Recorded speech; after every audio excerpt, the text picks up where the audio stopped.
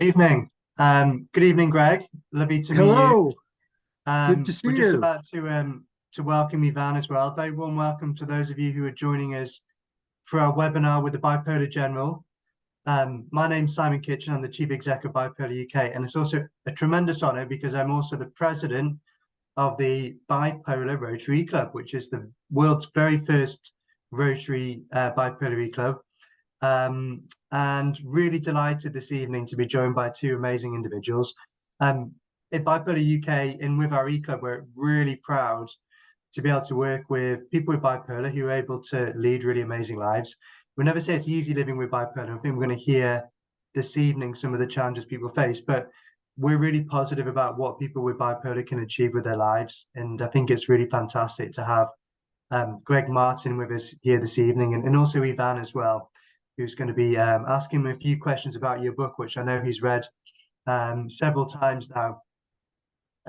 Just a few words of housekeeping before we start. This has been recorded and there is a live chat. So anything you do say within the chat, it will be public, so other people can read it. A lot of people with bipolar are obviously very private about their condition, so only share anything in the live chat that you will be happy anyone else seeing. We'll be creating questions towards the end as well, so that it should be hopefully quite a nice interactive evening. Also, if you hear anything which you find challenging on this, it might be triggering. A lot of people's experience of bipolar can be quite traumatic. We do have a list of organisations that on Bipolar UK's website where you can get crisis support as well. And you just need to, if you want to put something in the chat as well, if you want us to reach out to them, we will do. But without further ado, I'm going to hand over amazing Bipolar General, who's Gregg served an active duty for 36 years until May 2015. In his own words, he is a combat veteran, bipolar survivor, airborne ranger engineer, qualified soldier, and army strategist. And his book, The Bipolar General, My Forever War with Mental Illness, which was published in September, and you can buy after this webinar if you want to from Amazon and all reputable bookstores. This memoir serves as both an education and a source of inspiration, and is aiming to dispel a lot of the stigma around mental illness. I think it's fantastic just to have is it 2 or 3-star general, Greg? You are? Oh, 2-star. 2 stars. It should have been 3 stars, shouldn't it? That's pretty senior within the US military, so that's fantastic. And before I hand over to Ivan, I'll just give you a little introduction, Ivan. Ivan is one of our, he's the treasurer of our Bipolar Rotary Club, so he looks after all the money for us, which is fantastic. And he has held a number of international leadership roles in the field of talent development and learning and assessment technologies for over 15 years. And he's done loads of stuff at Bipolar UK. He's been our sort of e-learning mentor, essentially helping us developing and improve our e-learning courses and packages. Ivan is amazingly, he's multilingual. He's a native of Belgium who moved to the UK, and he struggled with bipolar symptoms without a diagnosis for well over a decade. But you'll hear from both of them. Both of them had really remarkable lives, and I'm going to hand over now to Ivan. Thank you, Simon. Before I get started, can you hear me okay? Is the audio coming through all right? It could be a little bit louder. I'm trying to assess. We'll get this right.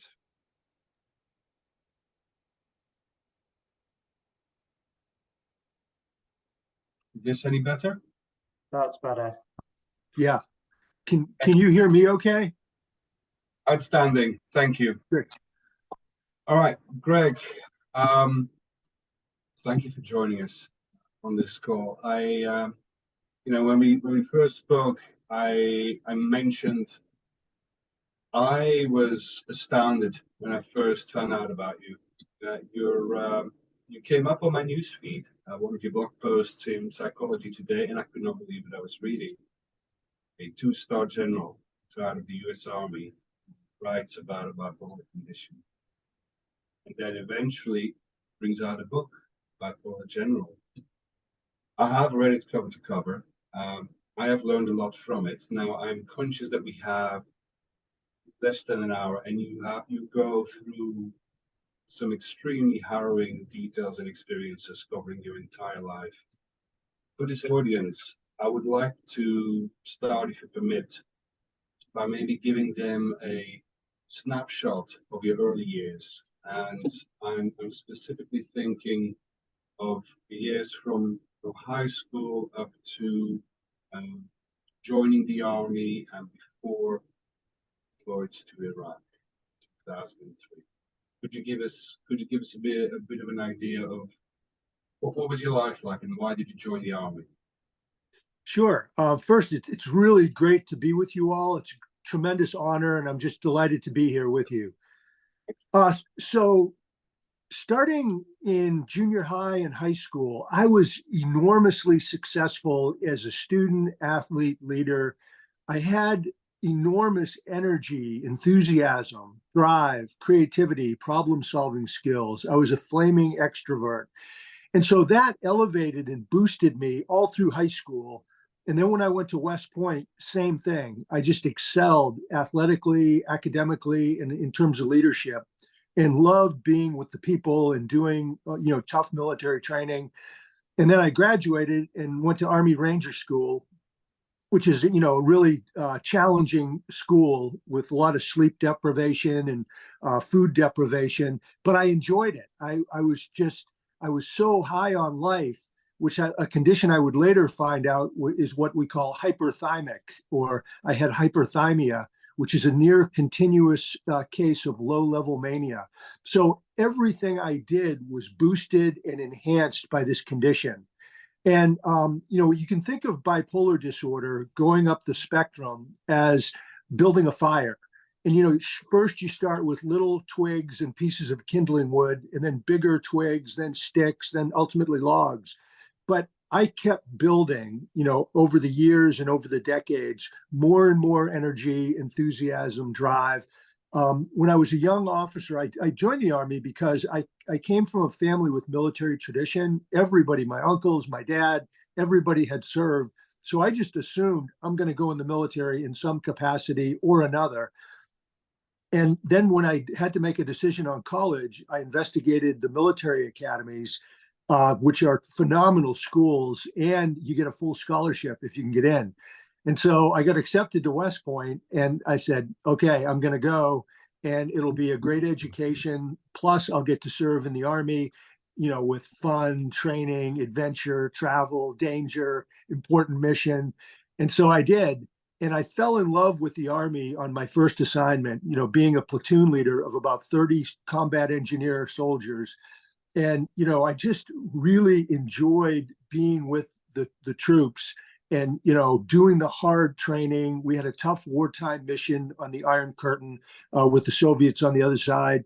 And I loved working for the troops. So in other words, they would train hard and do whatever we asked them. But when they needed help, they really needed their officers to help them with their pay problems, their promotion, their administration, medical stuff for them and their family. And so I became kind of like, in addition to being a combat engineer leader, I was sort of a social worker and really enjoyed it. And I found out that the troops would do anything for you if they knew you had their back and that you would take care of them. So I did really, really well, went from platoon to company commander, where I was in charge of over 100 troops. And then the Army said, hey, Martin, you're doing really well. We want to send you to advanced graduate school and to invest in your intellect. And so I said, okay, great. So they sent me to MIT, Massachusetts Institute of Technology. And they said, okay, your mission is to get 1 master's in engineering. And now this is where you can really see evidence of a bipolar brain. I came out of the MIT experience with 2 master's degrees, a PhD, and I did the Army Command and Staff College by correspondence. That is not normal behavior. That is a person who is benefiting enormously from a bipolar brain. but my brain, my mind was on fire. It was razor sharp. I could absorb, vast amounts of material, solve complicated problems quickly. Um, Everything worked for me. And then, my Army career and success continued. And where the actual onset of my bipolar disorder is, it was in 2003. I was a brigade commander in charge of about 10,000 troops. And we had trained in Germany really hard for the invasion of Iraq. Then we deployed to Kuwait, and we trained even harder in Kuwait, preparing for the attack. And then the engineers play a pivotal role in the actual movement and attack and momentum of forces on the ground.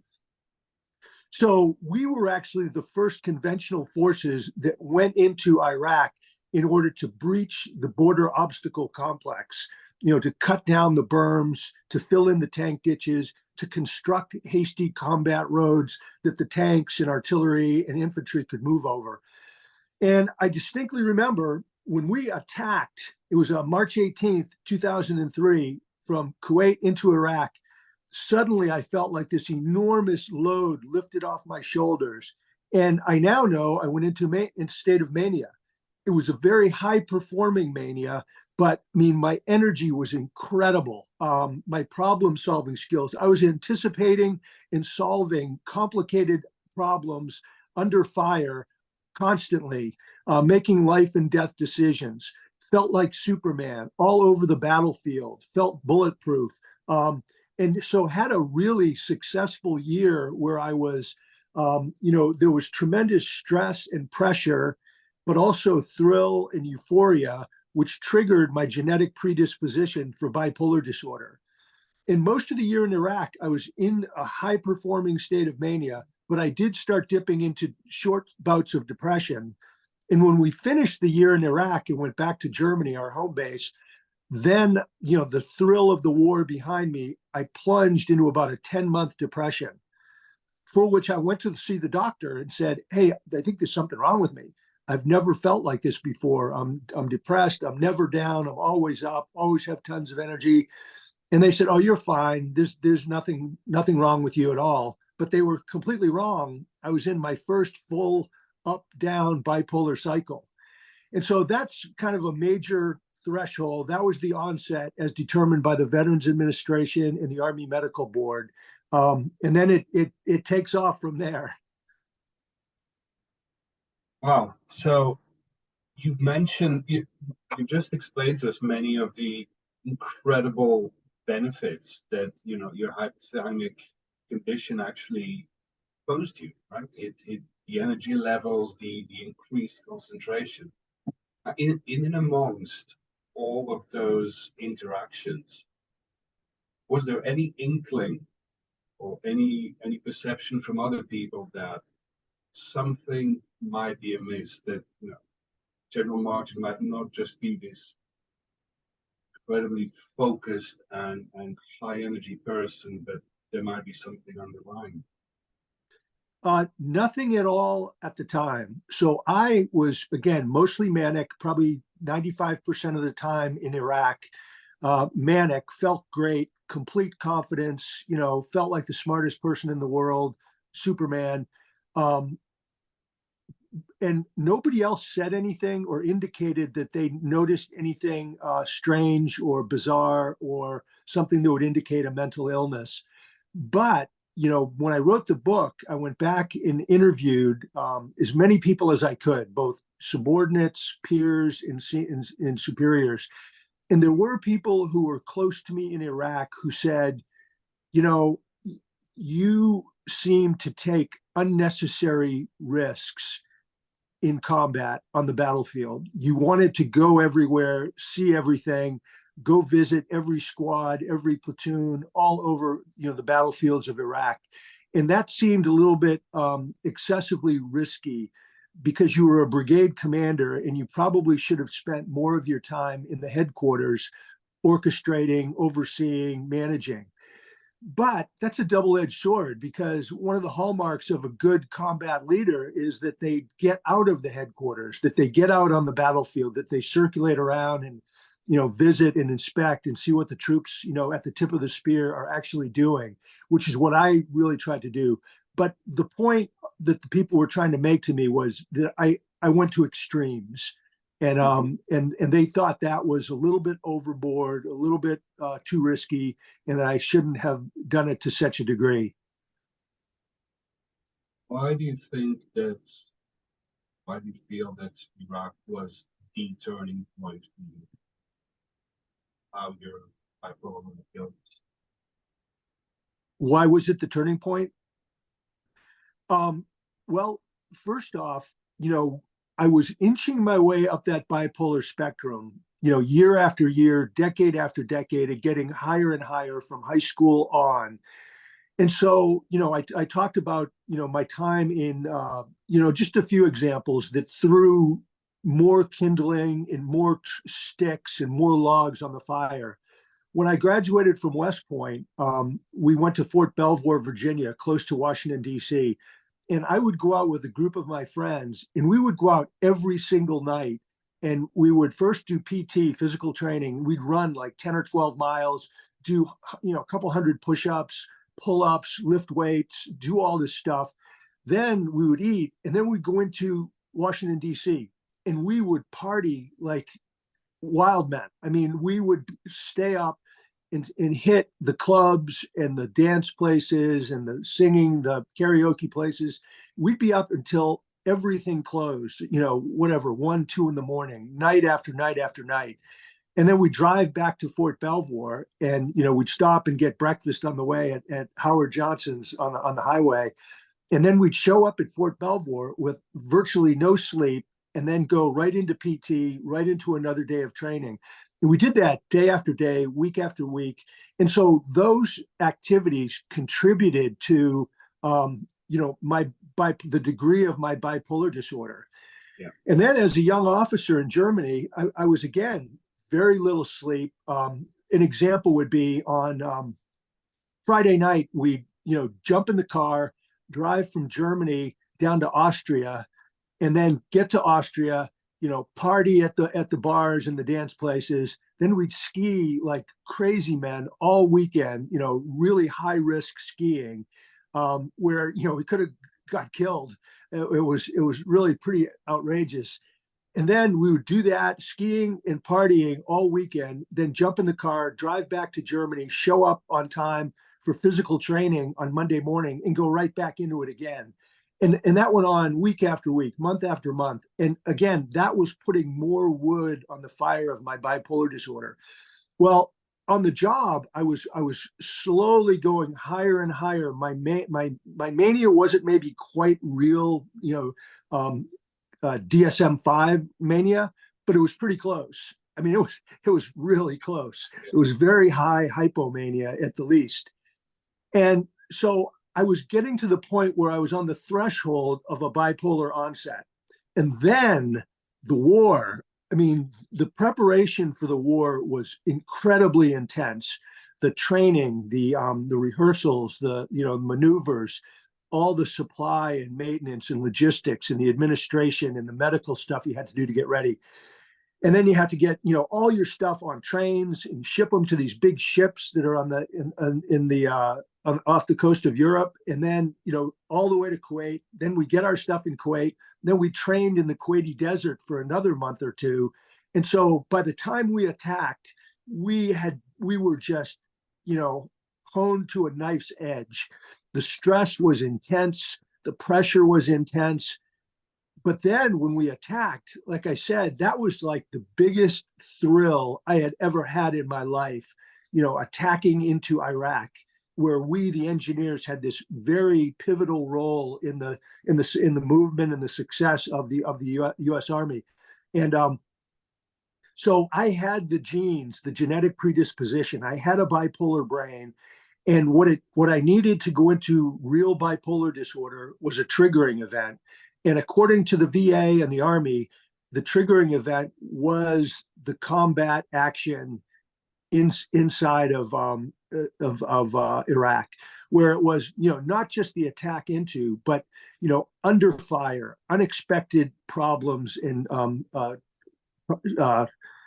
dilemmas that would come at us from all angles constantly, and I had to rapidly solve these problems. And usually I would anticipate and solve the problem before anybody else knew there was even a problem to be solved, because my brain was going so fast. I didn't need sleep. I was all over the battlefield at every single mission site, under fire, every day of, some kind of attack or another. And then, we had unexpected missions, like we had to build a 95-kilometer road in the desert. We weren't prepared for it. We didn't expect to do it, but it suddenly came because there were unexpected forces were attacking us from these Shiite cities. And so, we figured it out. We had suitcases full of cash. We found Iraqi contractors to help us. And together, American engineers and Iraqis, we built a 95-kilometer road from Asamawa to Najaf that enabled the U.S. forces to keep attacking north without getting bogged down in the cities. And then, of course, we had all kinds of river crossing operations where we had to put bridges in across the Euphrates River, various canals. Then we got into Baghdad, and there was after Saddam was gone, then we entered this situation of a really weird, hellish calm in which there were Iranian militias coming in, there were Al Qaeda forces, other foreign fighters coming in, and then the Iraqis who didn't want us there. And pretty soon we found ourselves in this terrible guerrilla terrorist warfare, where we were getting ambushed. There were snipers hitting us. Improvised explosive devices, or IEDs, became the biggest killer on the battlefield. And the engineers were the ones who primarily cleared the IEDs from the roads. And so, then more and more of our troops started getting killed and wounded, and, their limbs ripped off and stuff like that, horribly burned. And so I think it was the total experience of all phases of the war, from high intensity armored warfare to counter guerrilla, counter terror warfare. And then our government made some, horrendous decisions. One was to disband the Iraqi army. First, we didn't have enough troops to secure the country to begin with. And then we improvised and said, okay, we'll put the Iraqi army back to work. And then our own government disbanded it, which then meant we had nowhere near enough forces to secure the country and the cities and the power lines and the oil pipelines and the borders and everything else. And then the next big decision that was made by the US government was to deeply de-Baathify the country, which meant anybody who was in the Baath Party at any time in their life was ineligible for work, for jobs, and they would be fired. Well, those two moves essentially created the Iraqi piece of the insurgency against us. I mean, all those people took up arms against us. And so in many ways, the American government created the insurgency that then killed and maimed thousands and thousands of US troops. And that really, really got to me. It sent me into a state of agitation, anger, rage, and it really elevated my mania. Because I was so angry at our own government. And then I would see soldiers getting killed that maybe didn't need to get killed if we hadn't made those decisions. And that really accelerated and fueled my mania. Can you tell us about how you moved from being away from Iraq to arriving at the head of National Defense University? Very much like us to explore that. Sure. So came back from Iraq to Germany, and then that was in 2004. And then over the next 10 or 11 years, I had about 7 or 8 different jobs in different locations. All of them were increasing scope of responsibility, prestige, pressure, stress, and so forth. And meanwhile, I got promoted from colonel to 1-star general to 2-star general, and kept getting accelerated along the way. I didn't know I had bipolar disorder. Nobody else knew I did either. It was unknown, undiagnosed. And over the period of that 11 years, my manic highs kept getting higher and higher. My depressive lows kept going lower and lower I started getting increasing levels of psychosis, which means delusions and hallucinations, where I was imagining things in my mind and seeing things. And so if you think about the bipolar spectrum, so now I had real bipolar disorder, and I'm going up, up, up the spectrum. And we're putting bigger and bigger logs on the bipolar fire. And the jobs become more stressful, more pressure. And so what it's doing is it's pouring fuel on the fires of my mania. I was probably manic about 80% of the time and depressed about 20%. But the depression started to get, pretty intense. They could be as short as a day or two. They could be as long as a week or two, sometimes as long as, several months. But I went all the way to 2014. I was a 2-star general, president of the National Defense University, which is the largest and the highest and the most prestigious of all the military schools in the Department of Defense. And that I was given the mission, like in previous jobs, to transform the institution, make it better with less money, more creative, entrepreneurial, responsive, more in tune with modern warfare, as opposed to warfare as it existed 10 or 20 years prior. And I was working for the chairman of the Joint Chiefs of Staff, who's America's top military officer. And he picked me for the job. And then, as you'll see, he not only hired me, but then he later fired me. But the pressure kept going up, up, up. And the resistance against the transformation and the change kept getting more and more intense. And that stressed me out a lot, because I'm reading all about the war. I'm staying in touch with what's happening. I'm going to preside over soldiers' funerals in hometown America. And yet I have a largely civilian workforce who don't care that the chairman wants to change. They said, hey, this is how we've always done it. We're doing fine. We don't need to change anything. And they really dug in their heels and resisted all the efforts to change and transform, regardless of what the top military officer, General Dempsey, said. So I continued to get worse and worse. And by the spring, summer of 2014, my bipolar disorder had turned into a raging bonfire.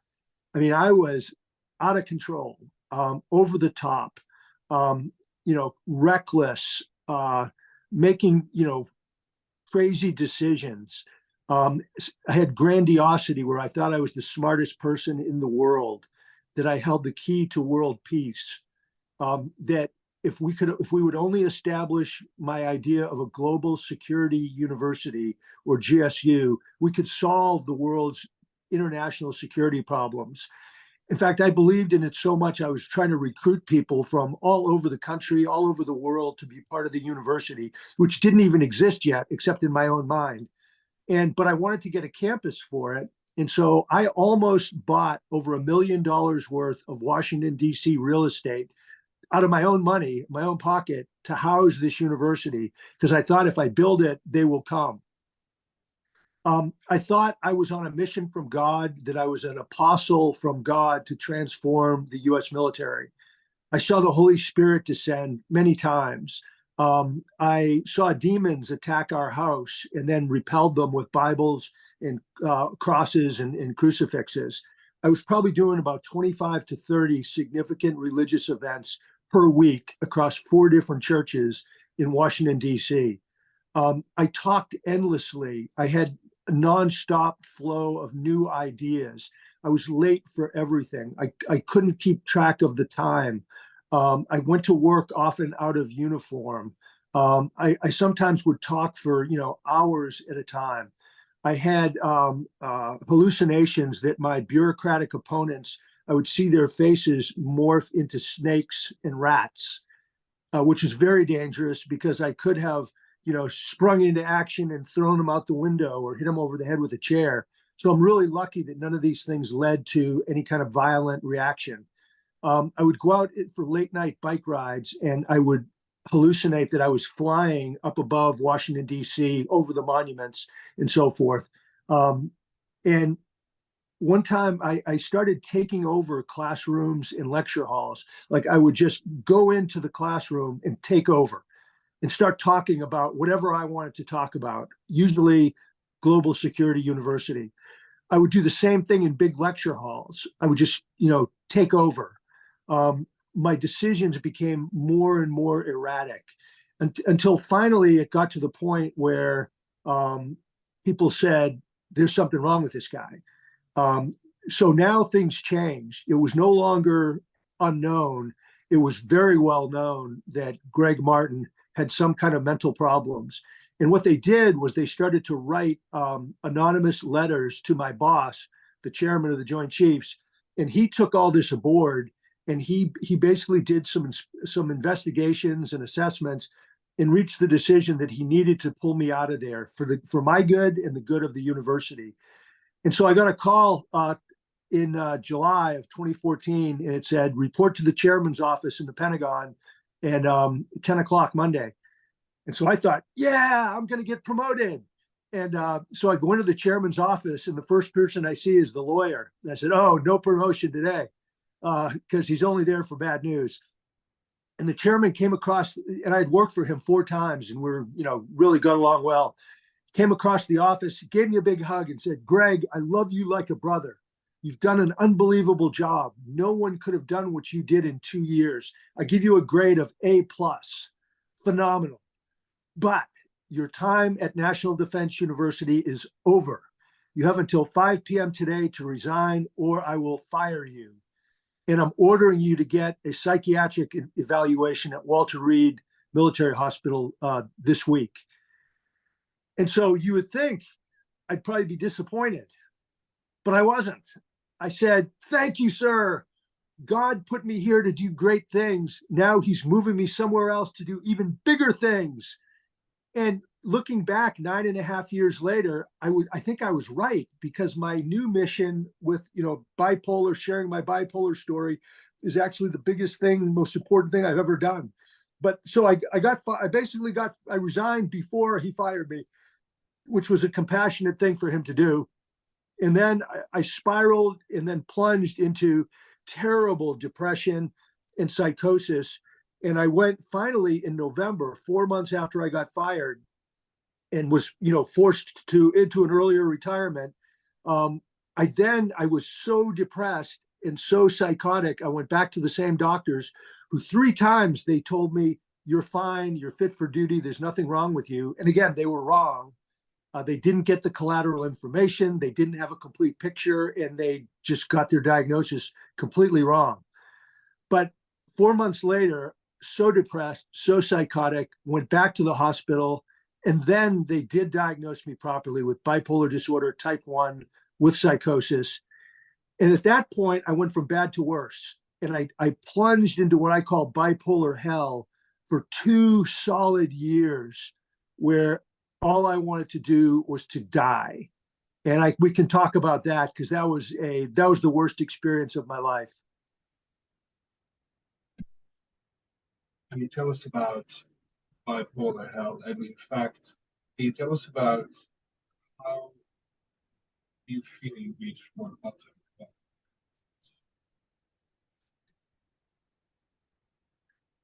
And you're quiet. If you could just put the volume up a little bit, or shout. Apologies. Could you tell us a bit about that moment? Because you write very poignantly in the book about a specific moment where you feel you hit rock bottom, where the depression really hits you, and that was a seminal moment where it also allowed you to be correctly diagnosed, and then finally after that, treatment started to come as well. Your family was heavily impacted as well, was it not? Right.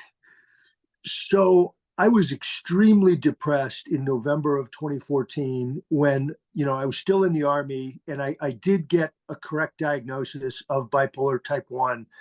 I was treated with medications that didn't do me any good at all. All they did was make me groggy, fall asleep. They didn't do anything for my disorder. Then I continued to go downhill, constant thinking about death and dying, morbid thoughts, wanting to die, pretty much dysfunctional as a person because my depression was so strong. Then retired from the Army, moved up to New Hampshire where we had a house. And I went again from bad to even worse. And I was in horrible condition. I barely could function as a person. Much of the day, I lay on my back, staring into space, ruminating about every mistake I had ever made. I had no energy, no interest in anything. And I just kept thinking about dying, being killed, and these passive suicidal ideations. I would think about and it was a delusion that I was being watched and spied on, that I was going to be arrested, convicted, put in jail, and while in jail, I would get beaten and then stabbed to death, where I would die face down in gurgling in a pool of my own blood. And that went through my mind continuously. And when it wasn't that one, there were others. I'll just tell you one other one. This invisible, powerful force would grab me and throw me underneath a speeding 18-wheeler truck. And it would rip my arms and legs and head off. And I'd see them go, the bloody stumps go flying out of to the side of the truck. And, that went through my mind continuously. And there were other ones. And so life was really bad. All I wanted to do was to die. I didn't have any desire to kill myself. So I didn't have active suicidal ideations, but I wanted somebody else or something else to kill me. And I wanted to die. And, the danger with those passive suicidal ideations is they can transform into active ideations where you actively ideate, then you develop a plan, and then you do kill yourself. And so about that point where I was, just really low, when I wasn't lying on my back, we had hardwood floors in the house. I would dive on the floor and, bang my head repeatedly into the floor, punch myself in the face and head, really, really hard. And so I also wasn't answering phone calls, emails, or text messages. And so my wife had to kind of keep in touch with people, let them know how I was doing. And an Army friend, a battle buddy, as we call it, he worked with my wife, Maggie, to get me into a really good VA hospital. And when I went to the VA, this one the head of psychiatry, he asked the $1 million question that nobody has ever asked before or since to me. He asked the standard things. Are you thinking about killing yourself? And I said, no. Are you thinking about, do you want to hurt yourself? No. Do you want to hurt others? No. Then he said, do you ever have any morbid thoughts of death or dying? And I said, yes, all the time, continuously. And he said, okay, describe them to me. So I did. I told him what I just told you guys. And he said, oh, those are passive ideations, passive suicidal ideations. You need to go into our inpatient facility and stay for a while. So I did. And I was really happy to go into the inpatient facility at the VA because I knew I was going to get serious, rigorous treatment. And I did. I had 2 weeks in the inpatient ward with a multidisciplinary team, psychiatrists, psychologists, therapists, pharmacologists, chaplain, nurse practitioners. And so I had a team of about 7 people that were really focused intensely on trying to understand me and then helping me to get better. And so the 2 weeks were a great experience, but they didn't make me better. It just sort of arrested the downfall. So I didn't keep going down. I sort of stabilized at a very, very low, bad, dangerous spot. And, I also did electroconvulsive therapy, 14 rounds. When I got released from the locked up facility, I lived in the hospital for another month in a dorm room and continued very intensive therapy. So for a total of 6 weeks. And but when I came home, I fell right back into the depression. And then after a couple months of that, my wife said, she called my doctor and said, "You've got to do something different. You have to try something stronger." And that's when we made the decision to go with lithium, which does have risks and downsides, which, I'm very well aware of. But within a week of starting lithium, my bipolar symptoms went away. Depression vanished. The psychosis pretty much went away. And within a week, I felt like my old self. Energy came back, interests came back. I started doing outdoor activities, started, exercising again, going for hikes up in the woods, swimming in the lake. And it was just an absolutely profound change that the lithium brought. And then we decided there's other medications too. There's lithium is the main one, but also Lamictal and Latuda. So the 3 L's are kind of the magic combination for me. And then we decided, well, let's make a real environmental change and move from New England, cold, dark winters, to Florida, sunny, bright, warm.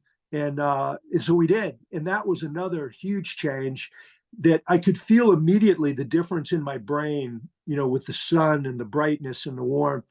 And then that was 7.5 years ago. That really was the start of my journey of recovery, my forever journey of recovery, because it's never going to end, because I'll always have bipolar disorder.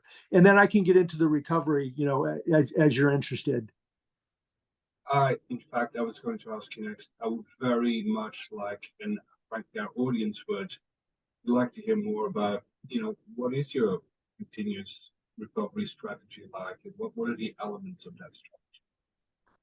So the basic elements are, first, medication, because I think all of us need to have stable brain chemistry. And that's what, for most people with bipolar disorder, that's going to come about through medication. And so, I told you what my medications are. So that's number one. And I mean, I'm going to take these pills for the rest of my life. These pills are my friends, because I never want to go back into bipolar hell and be where I was before. So I religiously take my medication. Number two is therapy. I think having a therapist, someone to talk to and help you work through problems, understand triggers, develop coping mechanisms to, protect yourself against, agitation and anger and possibly going into bad places, is really important. And for me, my wife stays involved in the therapy because, she sees me the most and is a very valuable battle buddy or peer support person. The third element is healthy living. So, healthy diet, plenty of exercise, lots of sleep. Sleep is hugely important. Low stress, drink lots of water. And so those three are necessary, but they're not sufficient for a recovery that's built to last. In order to have one that's built to last, there's one other big piece you need, and I call it the 5 Ps. The first P is purpose. You have to have a purpose for your life, for yourself, that will drive you and motivate you. And so for me, a few years ago, I came up with my purpose, which is sharing my bipolar story to help stop the stigma, promote recovery, and save lives. So that's my purpose. The second P is people. I think it's absolutely vital to surround yourself with a group of people who are fun, happy, energizing, who you like to be with. And my wife and I have built a really terrific circle of people down here in Cocoa Beach. We started doing group fitness classes at the gym. I got into a line dancing class. So a lot of my best friends are really fun women who love to dance, and I dance with them. And so that's really fun. The third P is place. Super important to live in a place that you can do the things you want with the people you want to be with. And, I found that in Cocoa Beach, Florida. The fourth P is perseverance, because recovery is not easy. It's really hard. There's going to be setbacks. There's going to be bad things happen. There might be relapses, which can be deadly and very dangerous. And so you have to have this will to win, to keep fighting, to never give up, that if you do get knocked back, you're going to get back up and keep moving forward. And then the fifth P is presence. And what this is the ability to get outside of your own mind, your own thoughts, and think objectively about your own thinking. And the reason that's so important is that many people, and I think especially people with, some sort of, mental health challenge, oftentimes our thoughts are incorrect. They're wrong. They'll take us to a bad place based on faulty information.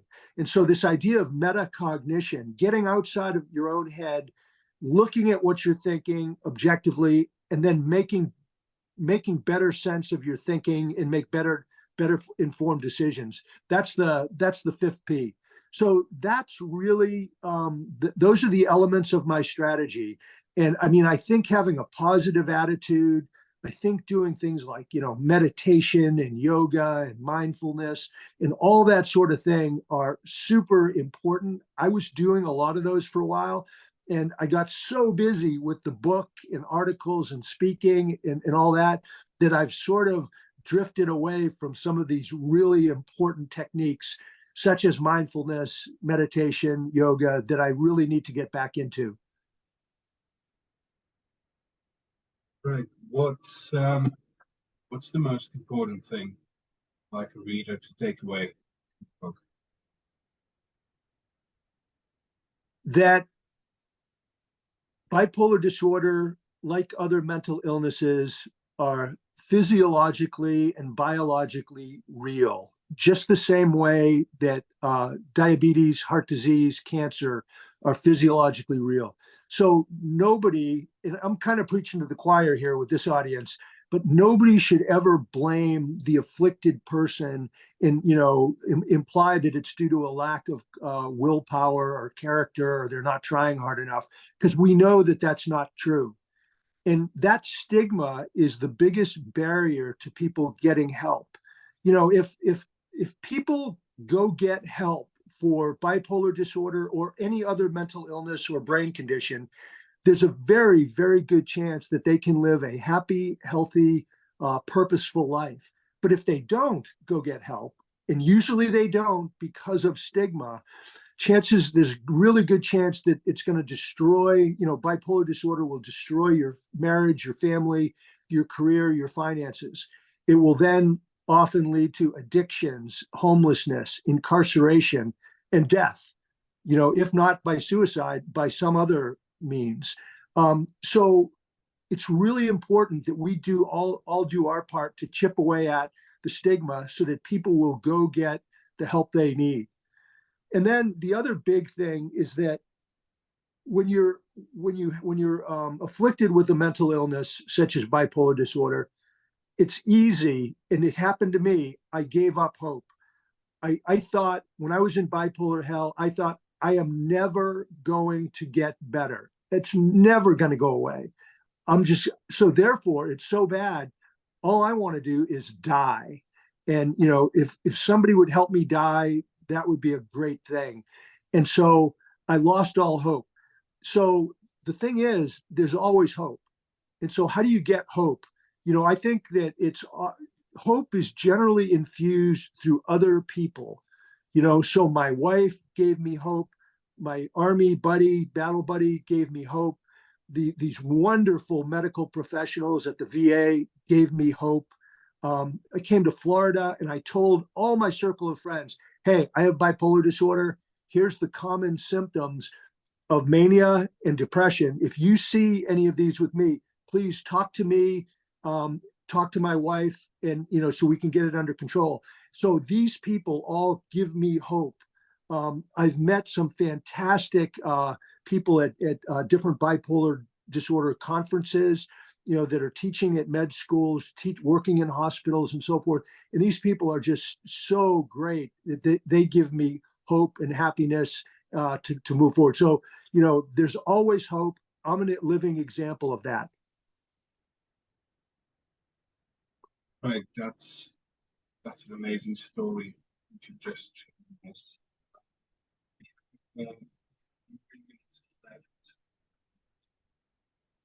feel like we have a question.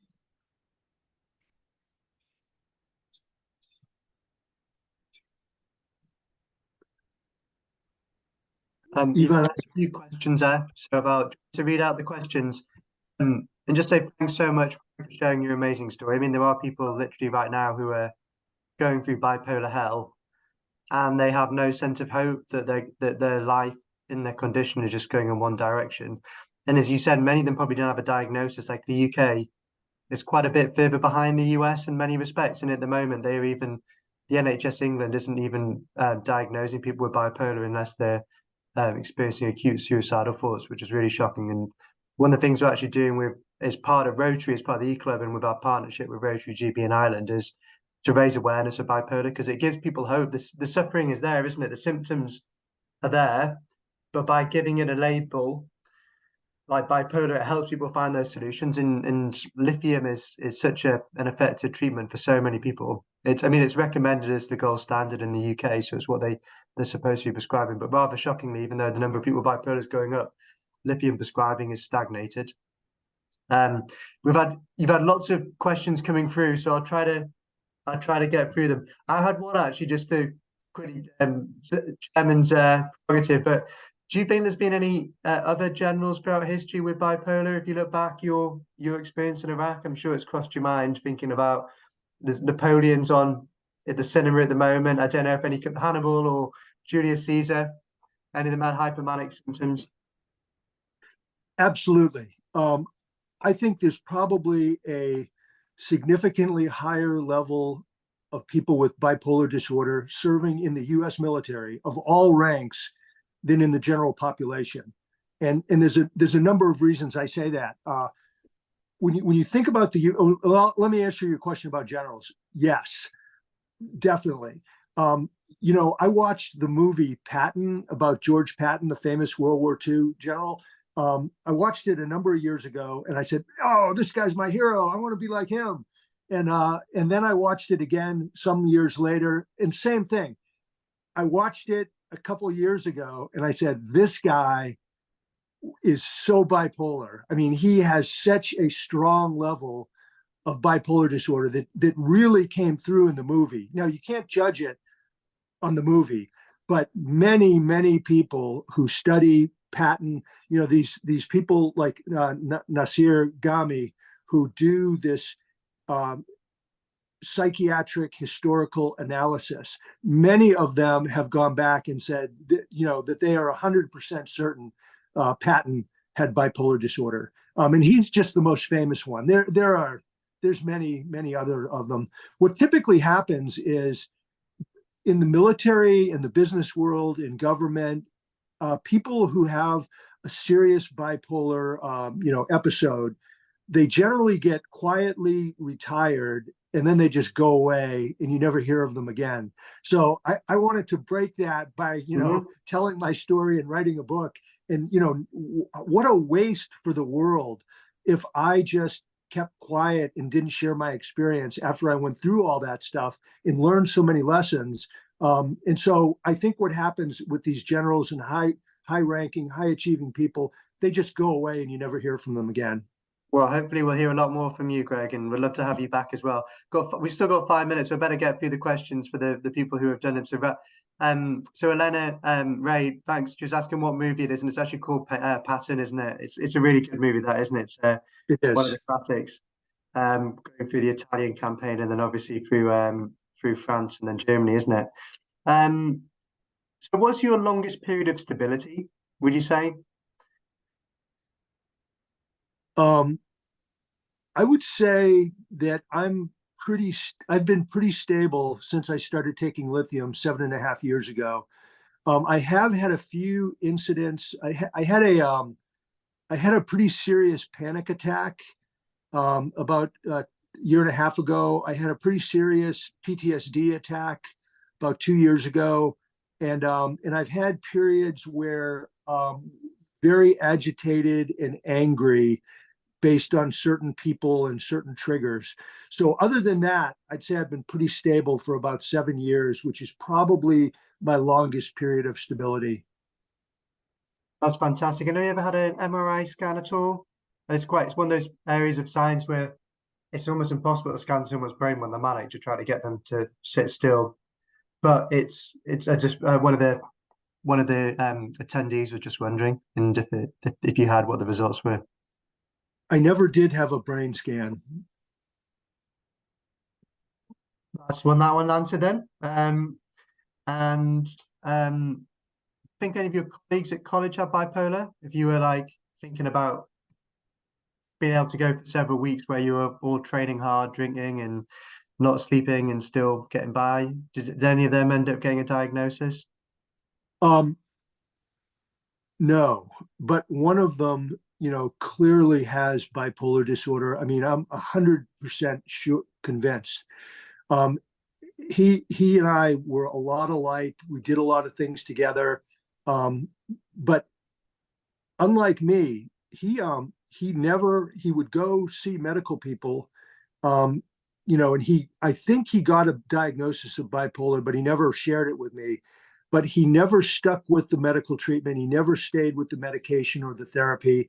And so he did self-medication of lots of alcohol, lots of marijuana, lots of cocaine. And so that was sort of his medication, and his life has completely fallen apart. I mean, his marriage, his family, his career, everything has just totally fallen apart because he essentially has untreated bipolar disorder that swings, into extremes of mania and extremes of depression. Yeah, I mean, when it's not diagnosed, it's just setting people up to fail, isn't it? It's pretty impossible to be able to succeed if you don't know what you've got. And someone's asked a question. I mean, the sky's the limit for everyone living with bipolar in our view, though this might be a bit ambitious. Do you think you can still achieve world peace? Do you think that's still possible? I think in order to believe that, I mean, because I studied national and international security strategy for, years and years in school, in the military, taught it, etc. I don't think we're ever going to have world peace for a variety of reasons.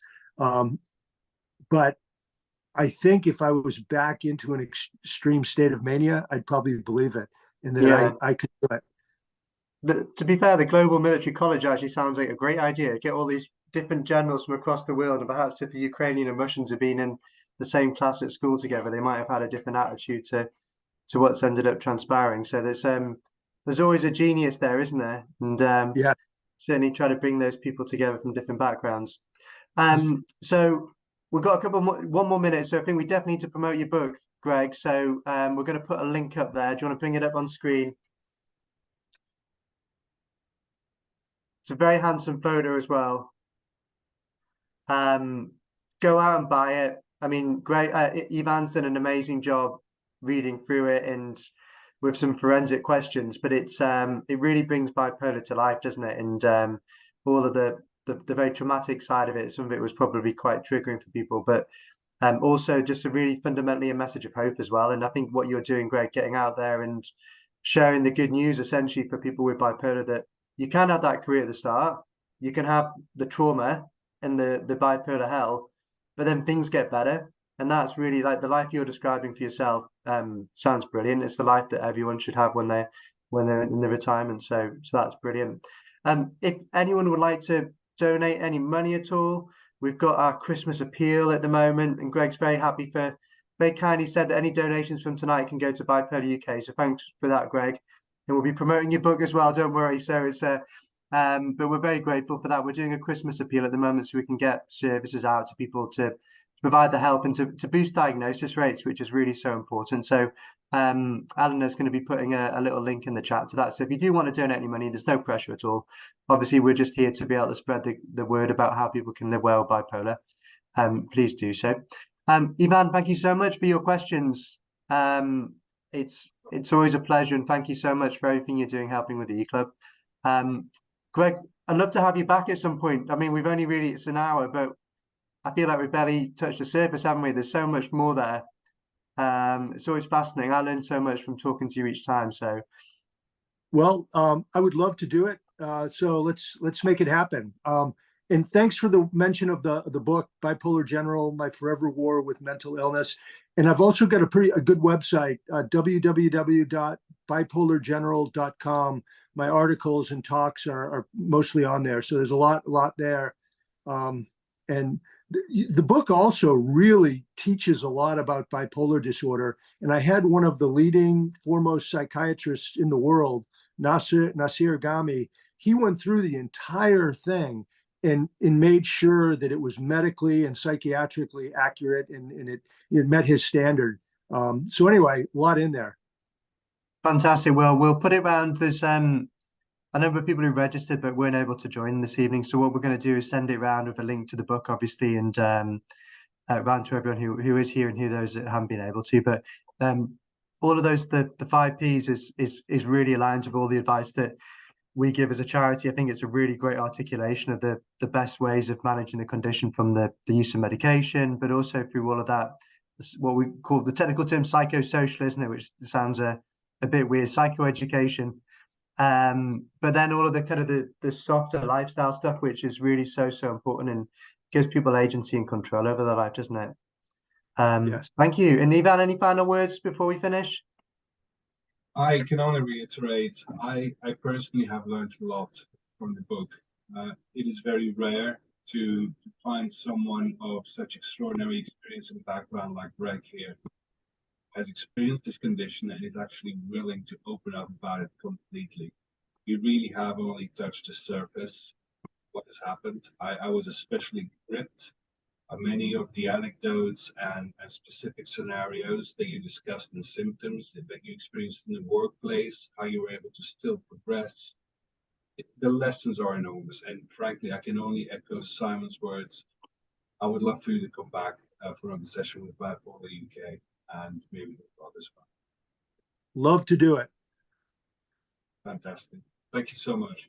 Now you can enjoy the Floridian sun. We've got over in England right now, it's nighttime, and it's very dank and very cold at the moment. So I think we make New England look like positively sunny. So you go and enjoy the weather. Okay, thanks. Take care, sir. Thanks. Bye. Bye.